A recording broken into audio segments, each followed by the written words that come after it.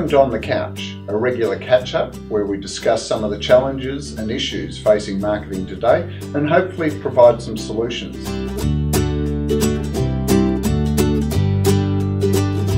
Today I'm joined by the Managing Director of Genero, Harry Preston. Welcome, Harry. Hello Darren, nice to see you. Thank you for joining us on the couch. Thank you for having me, it's good to be here. Look, technology is impacting all aspects of business, but specifically, how is technology impacting video and film production?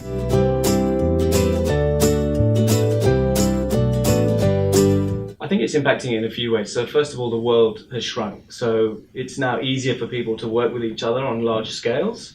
There's been a significant democratization in camera equipments and editing softwares and use of drones to capture beautiful aerial shots, all that sort of stuff. So no longer is it unaffordable for really talented creative people to shoot and produce video.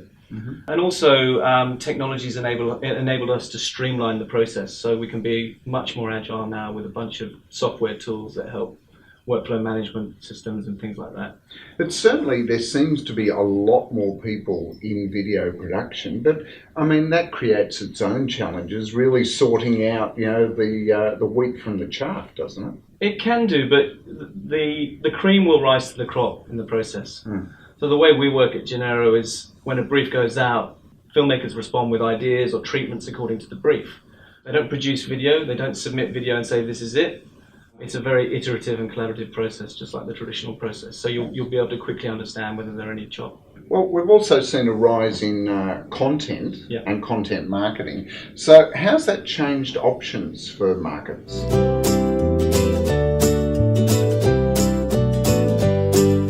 I think most marketers nowadays realise that there are a bunch of options out there in terms of content, and they can't really take a one-size-fits-all approach anymore because most publishers are prioritising content. So you've got the likes of social media platforms and digital platforms, as well as even out-of-home is now providing marketers with the ability to produce video through those mediums. And that's simply because consumers are engaging better with video content, and therefore marketers are demanding larger volumes of it. Well, a large amount of that video content is actually being watched on smartphones and mobile phones. Does that mean that you don't have to go to the same effort that you do for a big cinema production if it's seen on such a small screen? I think you just got to be really smart with the way you use the platform and the media. You've got to connect with people. If you take mobile video, for example, Facebook, let's take for example, people are going through their feed 70% of the time they're on the go like this. So you've got to find ways to connect. You can't adopt a one-size-fits-all mentality anymore. You can't just, shove a beautiful TVC in there. It's got to be something that's going to connect with a consumer through that use case and that environment. Yeah. Look, the reason I bring it up is that, as a creative, we used to always have that saying, quality, cost, time, client, choose any two. Is that still relevant, do you think, today?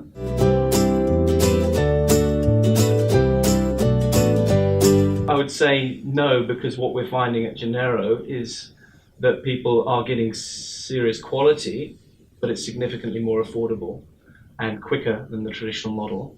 And so comparatively speaking, that concept wouldn't ring true. But I think the point of Genero is to connect people with thousands and thousands of filmmakers. We've got a community of over 300,000 around the world. Oh, 300,000. Yeah. I mean, that's an incredible palette of talent. Yeah, it's a big that what marketers and agencies can access. Yeah, that's it. And the point is, it's always on. So they will respond according to the brief budget. Now, the idea of Genero is not to get fast and cheap. It's to get access to the right talent for the brief and really quality talent.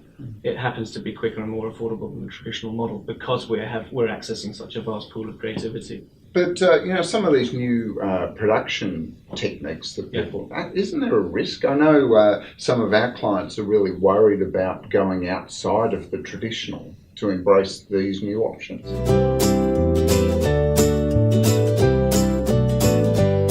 I think there's that concern. I think the model itself isn't that new. If you think about industries like ride sharing and accommodation booking, the model's tried and tested there and people are loving it. I think the creative and production industry may have been slightly slow to adopt it. I think the other thing that's worth pointing out, it's still a very collaborative and iterative process. So the process of posting a brief, receiving treatments and ideas according to that brief, going through them, shortlisting, collaborating with a shortlist to make sure that you've got the right filmmaker and the right idea for your brief. It's all very true to the traditional process. So the process is largely the same, it's just that there is much more choice. There's more choice, obviously greater scale, and we've got a software platform that enables, some obvious efficiencies and for clients to manage the process end to end. And it's not meant to be faceless either. So we absolutely encourage face-to-face contact if location permits. It's not about offshoring production. It's not about getting as cheap as you possibly can.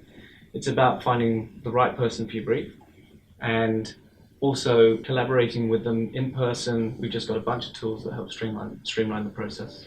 I can imagine there'd be some agencies, especially creative people, that would resist this because they have their own sort of preferred suppliers, that, a handful that they like working with. But what is the uptake been like?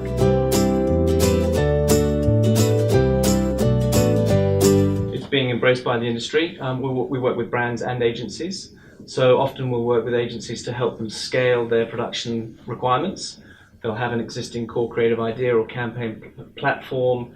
We can help them scale through various, digital platforms where they're being challenged by their clients to deliver across all of those platforms. And then we're working direct with brands as well in a number of guises. The uptake's been good. We've got offices in London, Singapore, here obviously, Sydney and Melbourne. We're HQ'd in Melbourne. We're opening in the US this year. So the uptake's been really good. We're growing. And we're working with some big brands like IAG, HP, Trivago, Diageo across the world. And we're also working with some nice smallish brands who are looking for high quality video content, who perhaps previously thought it was unaffordable and unattainable.